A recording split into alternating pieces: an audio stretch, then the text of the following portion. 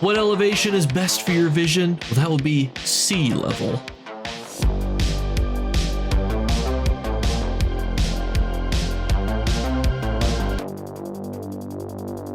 What's going on, YouTube? Slightly delayed here, unfortunately, but we still have our 3 vendors for our Tuesday vendor review. So obviously, we gotta break down these bad mamma jammas, starting with Philo inside of the Infinite Archive, and discussing if the items he has are worth it. We start with an alien blacksmithing piece that normally drops from a Westweld Delve boss. So easy skip, in my opinion.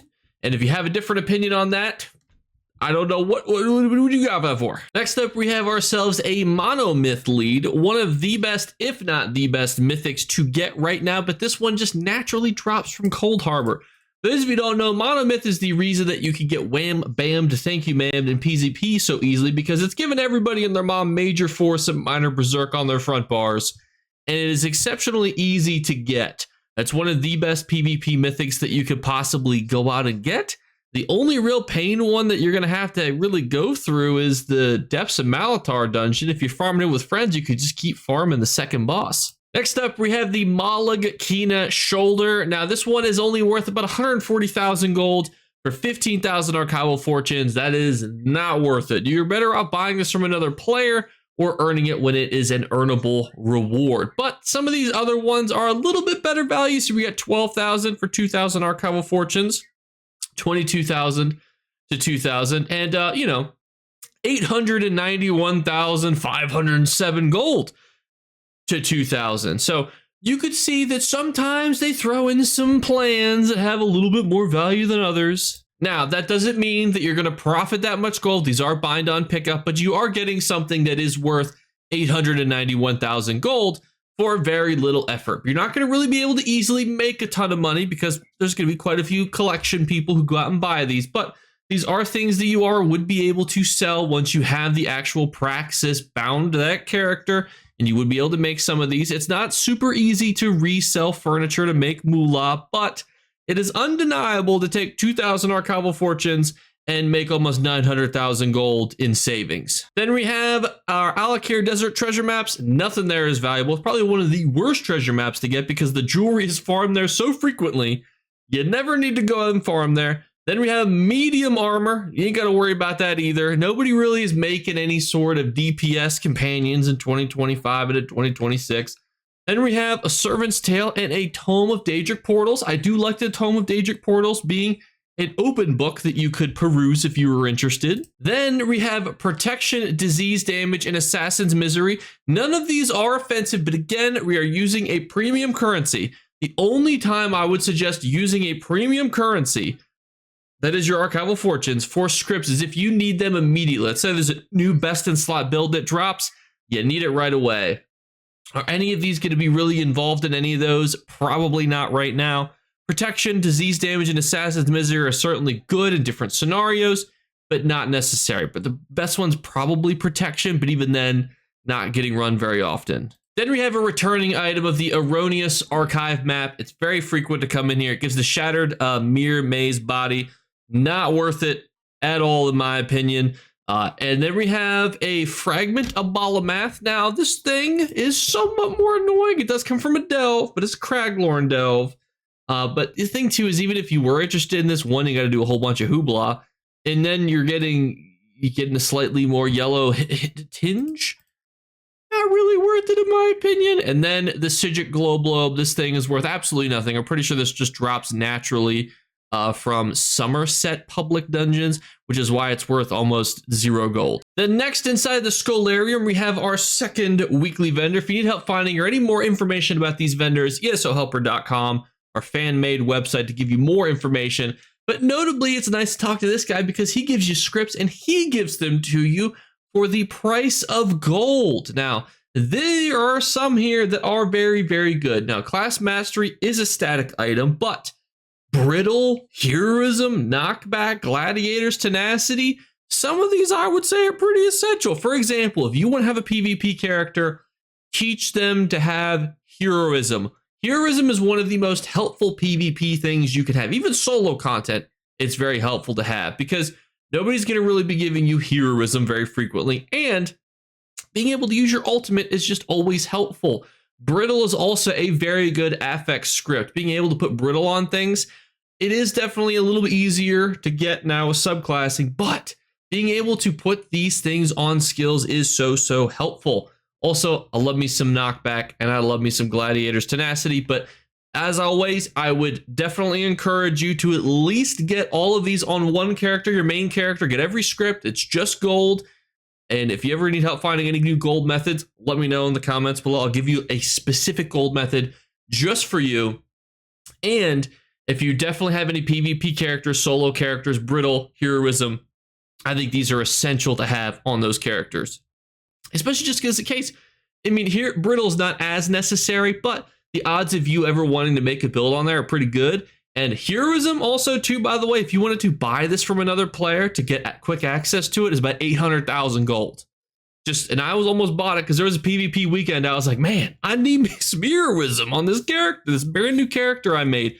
I was looking at that 800K like, I could drop it. So 4,000 plus gold is a bit of a bargain.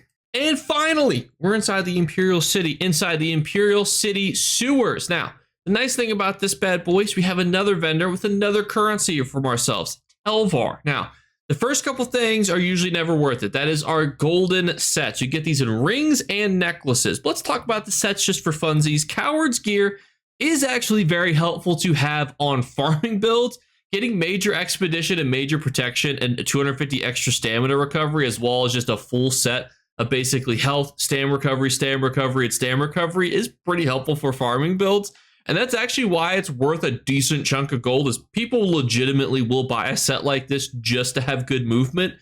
Some people do actually also use a set like this for PvP just because you're able to sprint, gain major expedition the entire time you're sprinting, mind you, giving you good access to mobility on the battlefield and great recovery to go with it. But generally, it's not something you see a whole lot of. Juggernaut is another also really good set that you see sometimes. It gives you health, armor, max health, and then when you take damage while under 30% health, heal for 90 health immediately, and you gain 20,000 armor for 15 seconds. This effect can occur once every minute, and you heal scales off your max health. I notoriously don't like the Juggernaut set, but I can't argue with the fact that people do use it. My biggest issue is I don't like sets that require you to drop below a certain health. For example, in PvE content, I don't want to risk being under 30% health. One heavy attack, one enraged attack, you're gone. I don't want to have to wait to get all my bonuses from there. From PvP, I don't want to go into execute range just to get this bonus. I would rather get bonuses when I'm out of execute range from all the hooligans around me. So that's why I generally don't lean towards sets like Juggernaut. It is, however, helpful. It's kind of like a whoo, whoo, and then it's okay. All right, the health's coming back. Everything's coming back again. But also a minute cooldown is a long time. So I generally disagree if this set is as good and used as it is. I think both of these are 7 out of 10 sets. Coward's Gear is like a farming set out of 10 for its best utilization. For PvP, it's probably a 7. Same for Juggernaut, maybe a little bit higher. I just generally don't like how low your health has to go, and I don't like that it's got a minute cooldown. A minute in PvP is a long time. It's not like, you know, a minute in the fourth quarter, everybody's got 3 timeouts left. This is a different type of minute in PvP. Next up, we are back to getting mythic leads. Now, this one is a very straightforward one to get. It comes from the Gorn public dungeon bosses. That is inside the Telvanni Peninsula, decently farmed. Esoteric Greaves are also not a mythic where I'm like, oh, everybody's got to own the Esoteric Greaves. They're definitely fine. While you're above 50% stamina, reduce your direct damage taken by 50%, but then you lose 968 stamina whenever you take direct damage up to once every 0.3 seconds. They definitely have a place in the meta. Some people really like them. I've just never found a build where I'm like, ooh, Esoteric Greaves. And even if I did, you don't need this lead. Next up, we have a special moment here to commemorate something that rarely happens.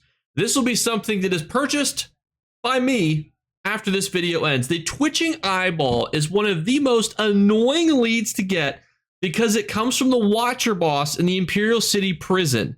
And I don't know if you guys have ever farmed the Imperial City prison dungeon. It's not the final boss. So you are like halfway into the boss, like to the dungeon, you don't get your lead, and then you're like, I guess I'll finish it, because nobody wants to farm the Imperial City prison with you.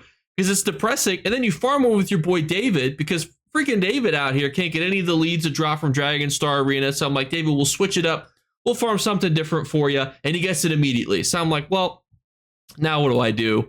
And Mora's Whisper is just one of those mythics that I think you should own. The reason being, you gain 1528 crit chance, and you also gain 10% increased inspiration, alliance rank, alliance skill, 15% monster kill experience based on how many books of Shaladar. That's all your Mages Guild books. So this is kind of like a really nice utility mythic for XP farming. You can also use it to get all those other skill lines ranked up. It is just a great mythic to have.